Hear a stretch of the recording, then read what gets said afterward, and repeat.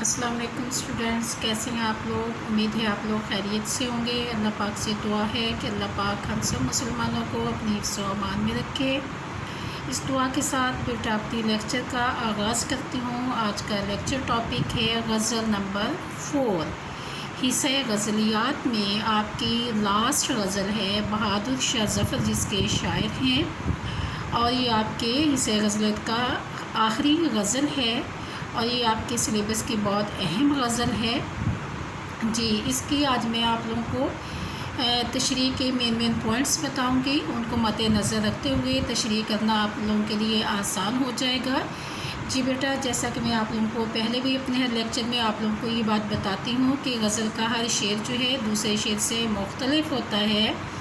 और इसके अलावा बेटा आप लोगों ने गज़ल की तशरीह करते हुए सबसे पहले उसके मुश्किल अल्फाज के मायने याद करने हैं। मुश्किल अल्फाज के मायने जब आप लोगों को याद हो जाएंगे तो आपको तशरीह करना आसान हो जाएगा। तशरीह का असूल यही है कि सबसे पहले आपने हवाला शेर लिखना है और उसके बाद आपने नीचे लिखना है शायर का नाम, और उसमें आगे आ जाएगा बहादुर शाह ज़फ़र, और उसके बाद आप लिखेंगे सिन्फ़े अदब, उसमें आ जाएगा गज़ल, यानी कि ये अदब की कौन सी सिन्फ़ है, किस्म है, ठीक है। और उसके बाद मफ़हूम आ जाएगा। मफ़हूम जो है आप लोगों ने 2 लाइनों पर या 1.5 लाइन पर मुश्तमिल होना चाहिए। इतना ही मफ़हूम इनफ होता है, इससे ज़्यादा मफ़हूम नहीं लिखना चाहिए।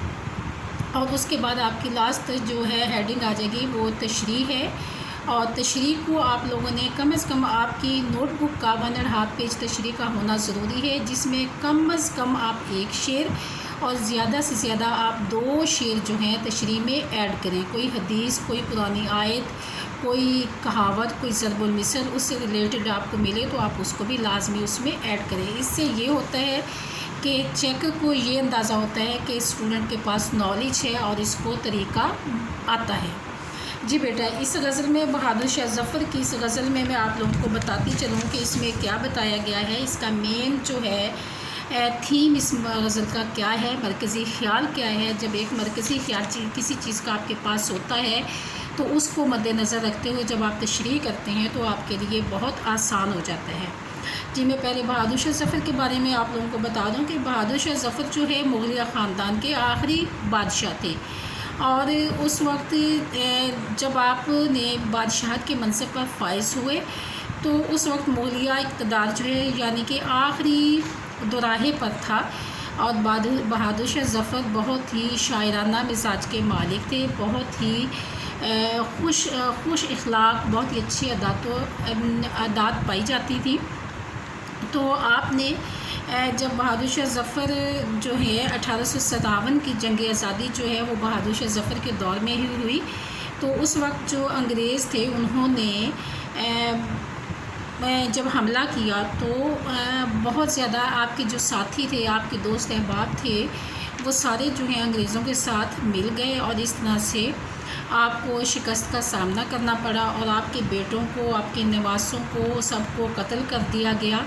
और इसके अलावा आपको अंग्रेज़ों ने जला वतन करके रंगून यानी मौजूदा यंगून बर्मा में कैद कर दिया, ठीक है। जला वतन करके वहाँ पे आपको कैद कर दिया और आपने अपनी ज़िंदगी के आखिरी दिन जो है वो भी वहीं पे गुजारे थे और आपने अपनी ज़िंदगी के और उसी रंगून में ही आपने वफ़ात पाई थी।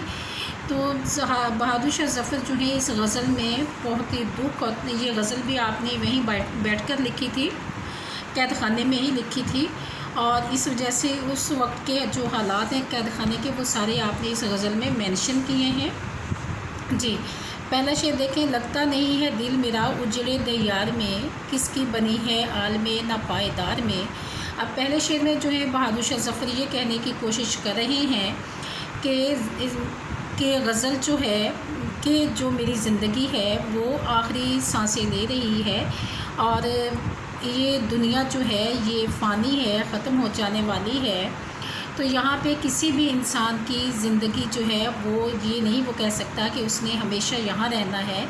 ये फ़ानी ज़िंदगी है, फ़ानी दुनिया है, ख़त्म हो जाने वाली है। बहादुर शाह ज़फ़र यहाँ पर कहते हैं कि मेरा दिल जो है इस उजड़े हुए मुल्क में नहीं लगता, क्योंकि ان کے پورے خاندان کو قتل کر دیا گیا تھا اور آپ کو جلا وطن کر کے قید کر دیا گیا تھا، اس لیے آپ نے یہ حالات جو ہیں لکھے ہیں کہ میرا اب اس جو دنیا ہے اس میں دل نہیں لگتا۔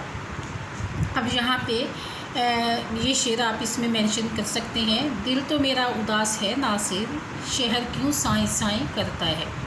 شعر نمبر 2 میں دیکھیں، عمرِ دراز مانگ کے لائے تھے 4 دن، 2 آرزو میں کٹ گئے 2 انتظار میں۔ شاعر اس شعر میں کہتا ہے کہ انسان جو ہے اپنی زندگی کے اللہ میاں سے 4 دن ادھار مانگ کے لاتا ہے، 4 دن کی زندگی ہوتی ہے، لیکن انسان جو ہے آتے ہی وہ اس دنیا میں اپنی خواہشات کے پیچھے لگ جاتا ہے، اور اس کی خواہشات اتنی ہوتی ہیں کہ وہ ختم ہونے کا نام ہی نہیں لیتی، اور بعض اوقات انسان کی زندگی جو ہے اپنی خواہشات کی تکمیل میں ہی گزار دیتا ہے۔ زندگی کے 4 دنوں میں سے 2 دن جو ہیں وہ خواہشات کی آرزو میں کٹ جاتے ہیں، اور 2 خواہشات کی آرزو کی تکمیل میں کٹ جاتے ہیں، اور انتظار میں کٹ جاتے ہیں کہ کب وہ میری خواہشات پوری ہوں گی۔ یہاں پہ آپ شعر مینشن کر سکتے ہیں، ہزاروں خواہشیں ایسی کہ ہر خواہش پہ دم نکلے، بہت نکلے میرے ارمان لیکن پھر بھی کم نکلے۔ شعر نمبر 3 کو دیکھیں، بلبل کو باغبان سے نا صیاد سے گلا، قسمت میں قید لکھی تھی فصل بہار میں۔ اب یہاں پر میں آپ لوگوں کو ایک بات بتاتی چلوں کہ شاعر نے یہاں پر بلبل جو ہے وہ اپنے آپ کو کہا ہے، اور باغبان جو ہے جو اس کے دوست احباب تھے وہ ان کو کہا ہے، اور صیاد جو ہے اس کا مطلب ہے شکاری، یہاں یعنی کہ انگریزوں کو کہا ہے۔ تو شاعر کہتا ہے کہ بلبل کو باغبان سے نا صیاد سے گلا، یعنی کہ میں جو بہادر شاہ ظفر ہوں، مجھے اپنے دوستوں سے، اپنے دوست احباب سے کوئی گلہ نہیں ہے کہ انہوں نے، اور نہ ہی شکاری یعنی کہ انگریزوں سے کوئی گلہ ہے کہ جو میرے ساتھی تھے، میرے دوست تھے، انہوں نے میری حفاظت نہ کی، اور شکاری نے مجھے قید کر لیا۔ مجھے ان چیزوں کا کوئی گلہ نہیں ہے، کیونکہ میری قسمت میں تو قید لکھی ہی تھی۔ قید انسان کی قسمت میں جو لکھا ہوتا ہے وہ ہو کر ہی رہنا ہوتا ہے، یعنی کہ مجھے اس وقت قید کیا گیا جب کہ میرا عروج تھا، اور ہر طرف خوشیاں ہی خوشیاں تھیں، اور مجھے خوشیوں کے وقت میں، خوشیوں کے زمانے میں قید کر دیا گیا، اس لیے میں کسی سے بھی اس کا شکوہ یا گلہ نہیں کر سکتا ہے۔ جی اس کے بعد ہے اگلا شعر دیکھیں، ان حسرتوں سے کہہ دو، ان حسرتوں سے کہہ دو کہیں اور جا بسیں، اتنی جگہ کہاں ہے دل داغدار میں۔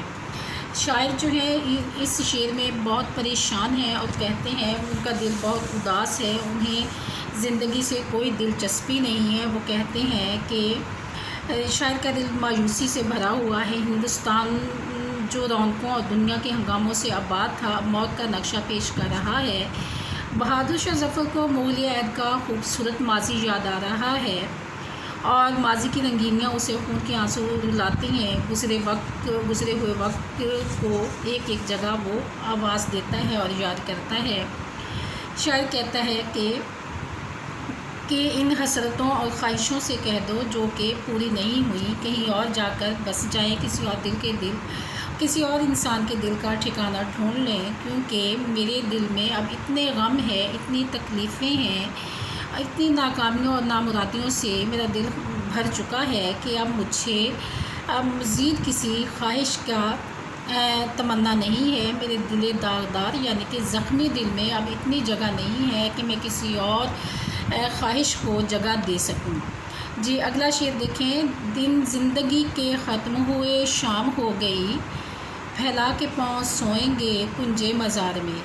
یہاں پہ شاعر جو ہیں وہ اپنی زندگی سے بہت دکھی ہیں، بہت ہی دل برداشتہ ہو چکے ہیں، کیونکہ 1857 کی ناکام جنگ آزادی کے بعد انگریزوں نے بہادر شاہ ظفر کو قید کر دیا تھا اور رنگون بھیج دیا تھا۔ یہ اشعار انہوں نے قید تنہائی میں لکھے، جہاں وہ زندگی کے باقی دن پورے کر رہے تھے۔ بے بسی کی مجسمے تصویر نظر آتے ہیں، کوئی اور خیال اور تصور جو انہیں راحت پہنچا سکے۔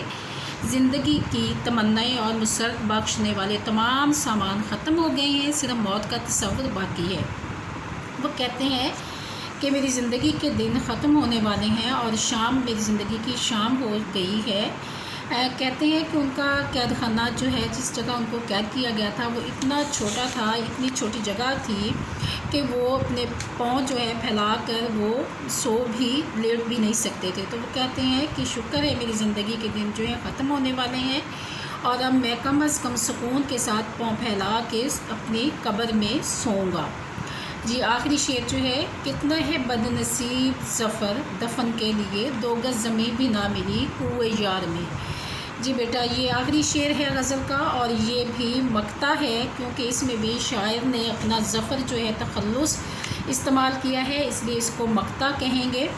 تو اس شعر میں جو ہے شاعر جو ہیں وہ کہتے ہیں کہ میں کتنا بد نصیب ہوں کہ میں ہر انسان جو بھی کہیں ہوتا ہے، کسی دوسرے وطن جاتا ہے، اس کی یہ خواہش ہوتی ہے کہ جب وہ مرے تو کم از کم جو ہے اپنے ملک میں، اپنے وطن میں دفن ہو۔ تو شاعر کہتا ہے میں کتنا بد نصیب ہوں کہ میں ایک بادشاہ تھا جو کہ پورے برے صغیر پر حکومت کرتا تھا، اور ایسی بد نصیبی کی یہ کہانی ہے کہ اب مرنے کے بعد مجھے اپنے دفن کے لیے 2 گز زمین بھی اپنے ملک میں نہیں ملی۔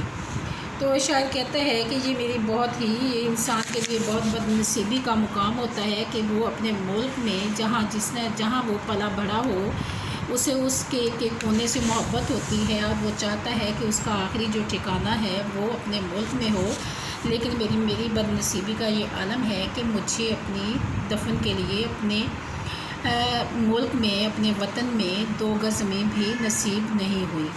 بیٹا یہ شاعر کی، بہادر شاہ ظفر کی آخری غزل تھی جو انہوں نے زندان میں بیٹھ کر لکھی، اور انہوں نے اپنے حالات زندگی وہاں کے جو ہے بیان کیے، اپنے دل کا جو دکھ ہے، غم ہے، اس غزل میں انہوں نے بتایا ہے، کیونکہ ان کے ساتھ جو حالات کیے گئے وہ بہت ہی انسان کو دکھی کر دینے والے تھے۔ اس غزل میں پوری ان کی حسرت ہی پائی جاتی ہے، اور انشاءاللہ آپ لوگ اس کو دیکھیں گے، اس کی تشریح کرنا آپ لوگوں کے لیے آسان ہو جائے گا۔ اوکے کلاس اسٹوڈنٹس، اللہ حافظ۔